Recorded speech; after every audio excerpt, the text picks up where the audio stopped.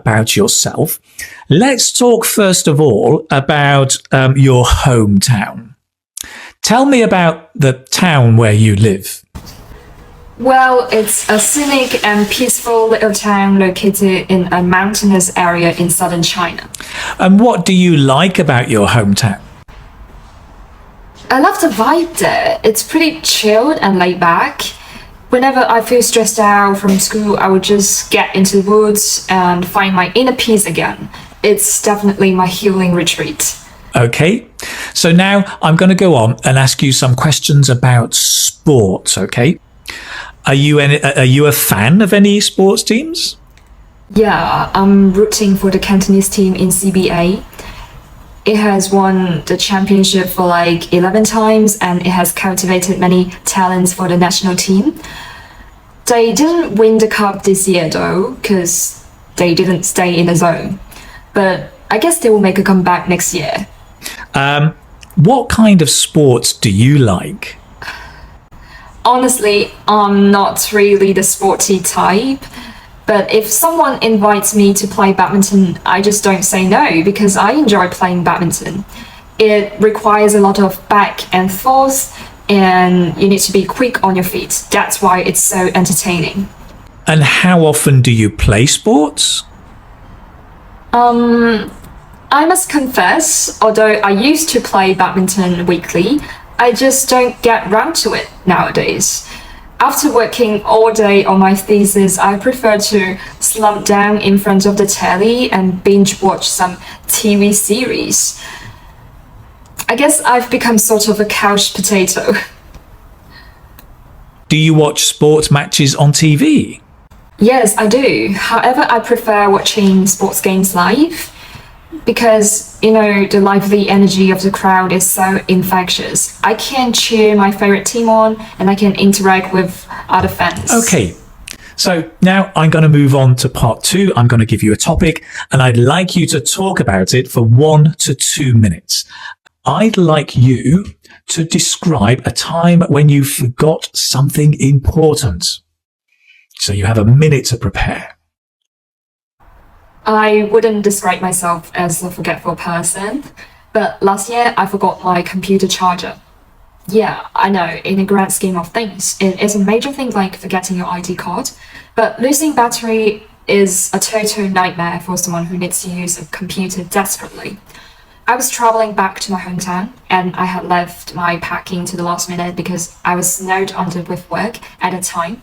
So I was rushing to pack a couple of hours before I set off.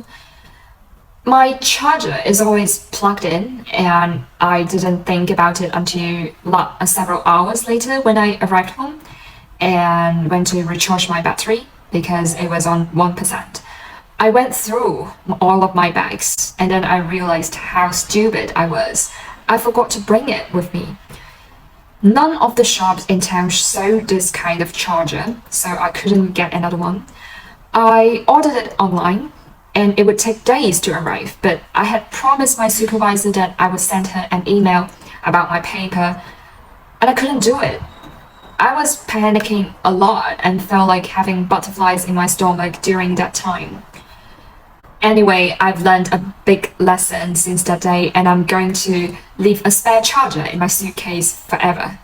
Okay, can I take back the task card? Thank you very much. The pencil and paper.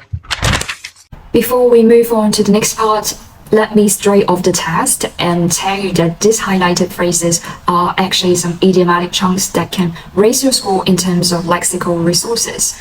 So what exactly is a chunk and why do we need to use it? Chunks. Saying and using chunks can make things a lot easier in IELTS speaking. I mean, when you're preparing for the speaking test, instead of memorizing a whole paragraph, you can just memorize some chunks, especially some idiomatic ones, and try to connect them naturally. If you want more tips for English speaking, you can sign up for this pretty short course in Cheese Pie. It teaches multiple skills like 辅元连读, 叠音, 诗报, 童话, which sound complicated, but they're actually common in English pronunciation. Plus, it also updates free listening materials every morning and evening, which can be used for shadowing. Okay, so we've been talking about a time when you forgot something important. I'd like to go on now and ask you some questions related to that. Let's talk first of all about people forgetting. Why do people forget things? I guess that has something to do with age. You know, as people age, they tend to forget things very easily. That is, they can't remember where they keep their car keys or wallet, or some even forget their appointment schedule. And then people lose track of things because they have so many things on their plate, but they have a limited attention span. So they may be absorbed in one activity, and then other things just slip from their memory. And how can we avoid forgetting things? Just keep a daily to-do list. Keep a small notepad where you can write down tasks that need to be done. If you're not a fan of writing notes by hand, then use a notepad on your cell phone, tablet, or computer to type in a short to-do list electronically. Plus, when we have so much going on, we can consider simplifying what to focus on. Many people take up responsibility that they don't really care about.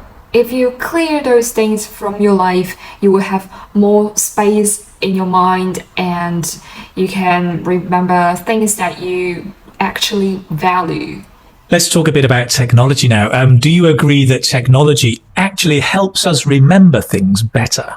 Certainly, yes. I believe stuff like a reminder application has become a reliable way to memorize or remember things like important dates or events, especially for those people who are simply forgetful.